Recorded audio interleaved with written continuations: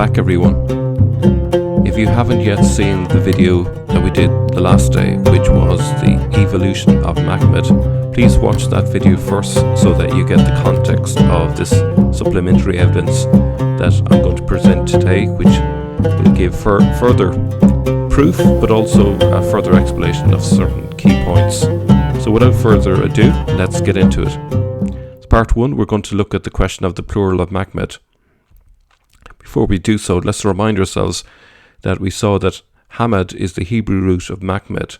It means desired, and it's the equivalent of Ahmed in the Quran. Okay.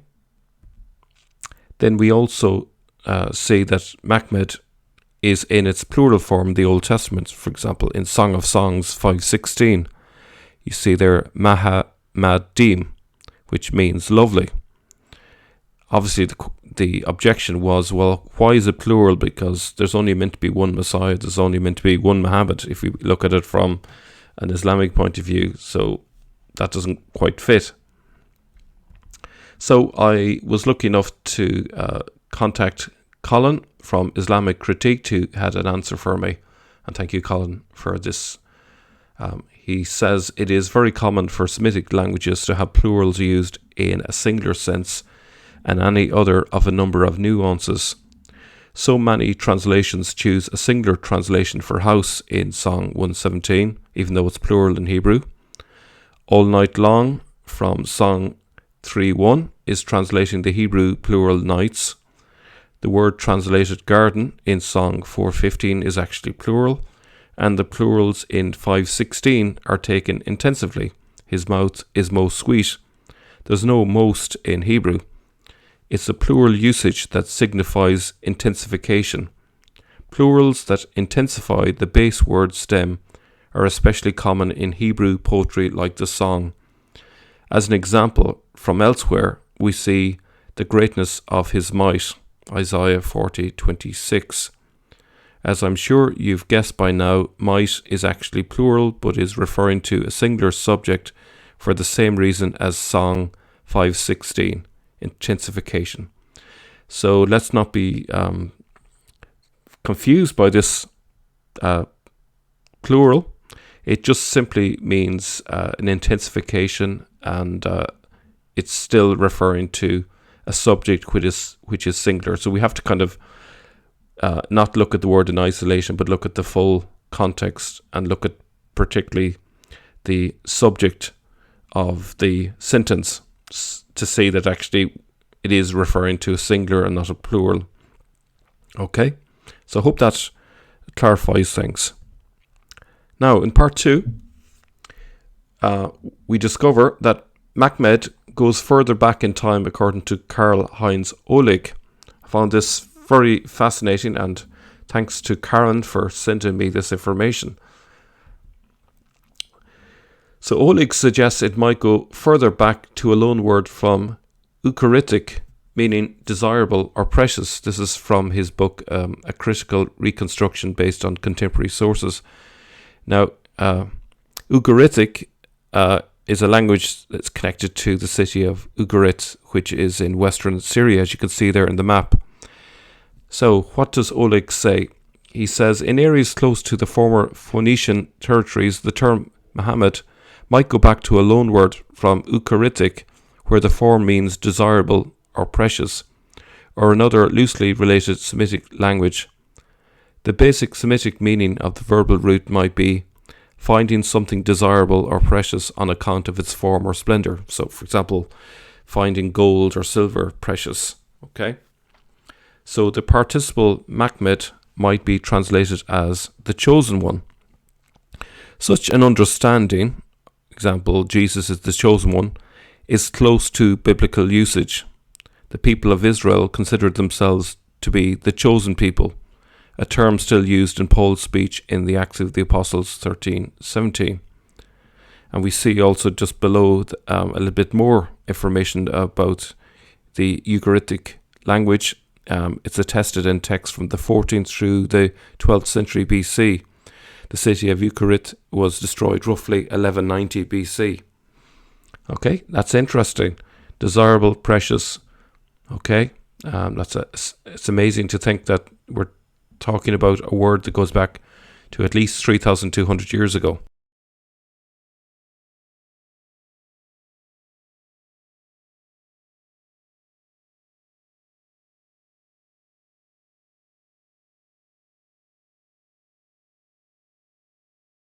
Ohlig goes on to say, in the Gospel according to Luke, in the transfiguration scene, the voice out of the clouds calls Jesus the chosen son.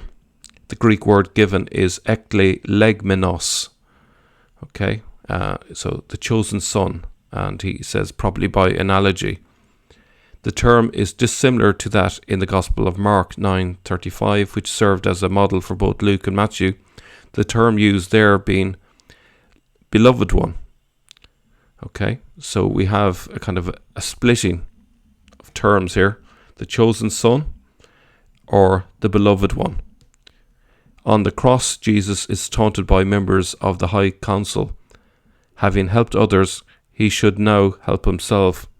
If he be Christ, the chosen of God, eklektos, you can see how it's related to the word election there. Okay, the chosen. Okay, Luke 23:25. Okay. So the two Greek forms, eklegmenos and eklektos, are forms of the same verbal root, eklego, to choose or elect. Okay. Thus, if Muhammad is understood as the chosen one, then the term would reflect an important biblical and Christological tradition. Okay, so I feel like we're on solid ground in terms of the conclusions that we drew the last day, and actually this just goes to show what a rich biblical vein all of this comes from.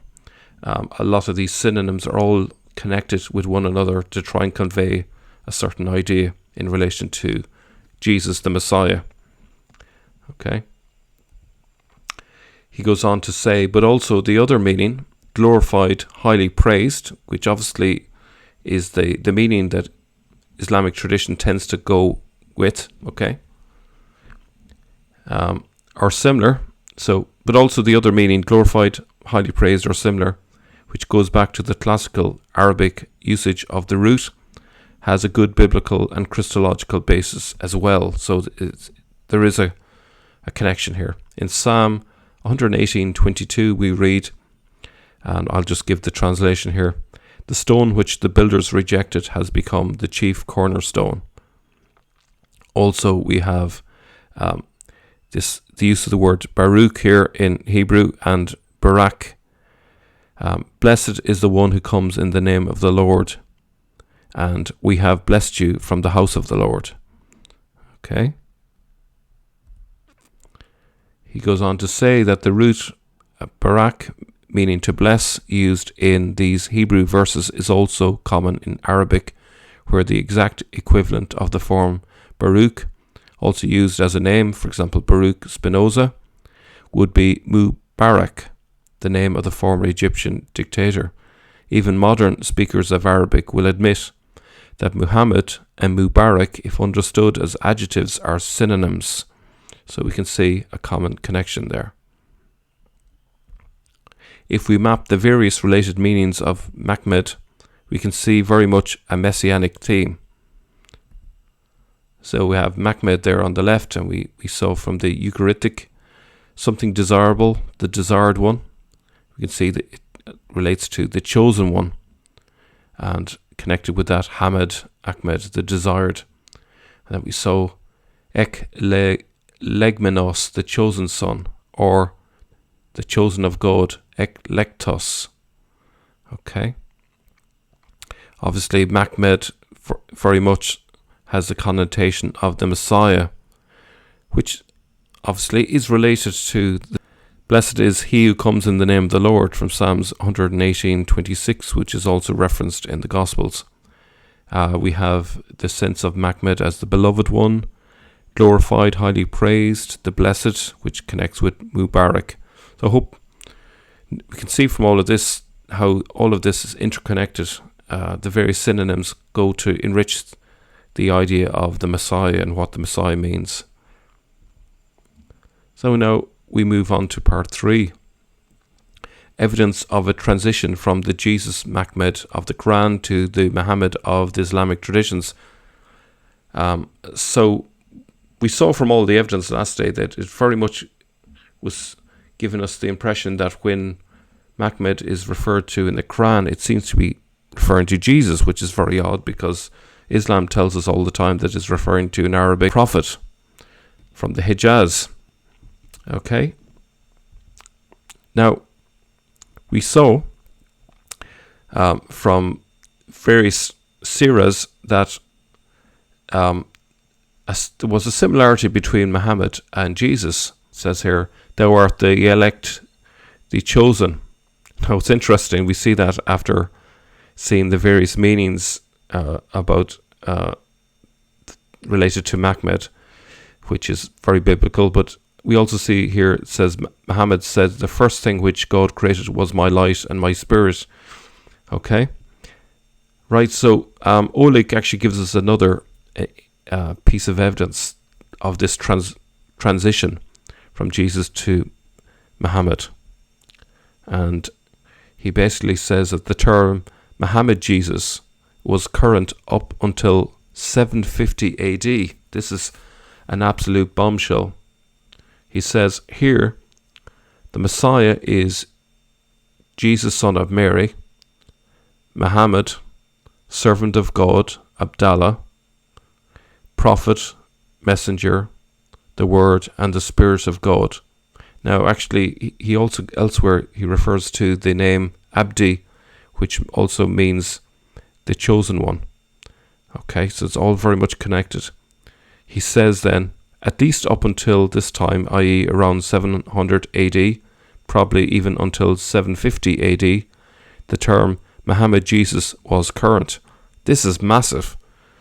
This shows you that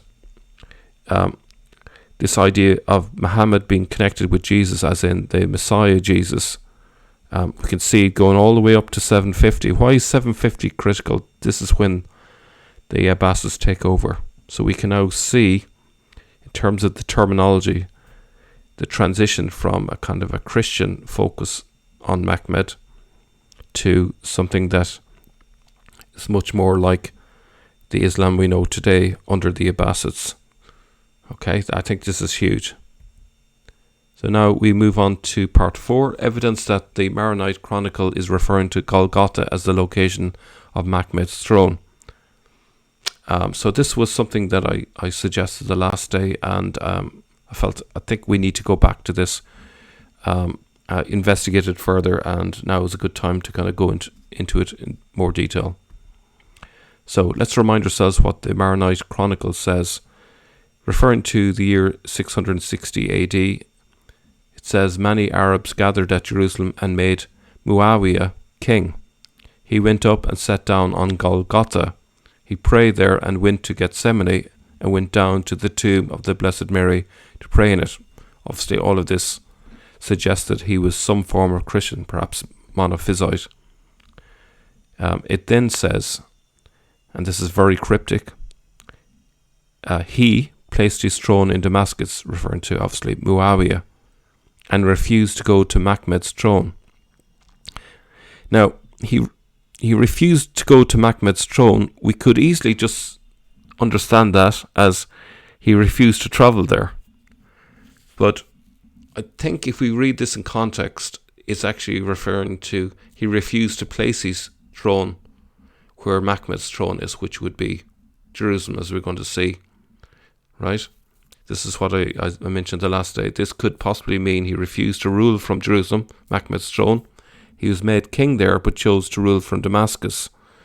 Okay, and we said that the Maronite Chronicle was from 664 AD, so it's quite contemporary.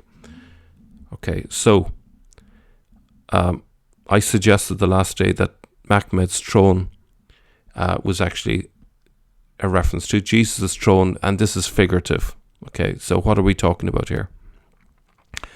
So, under the terms of the Old Covenant, the mercy seat was the top of the Ark of the Covenant, representing the place where the invisible God sat to dispense mercy to his sinful people. Okay?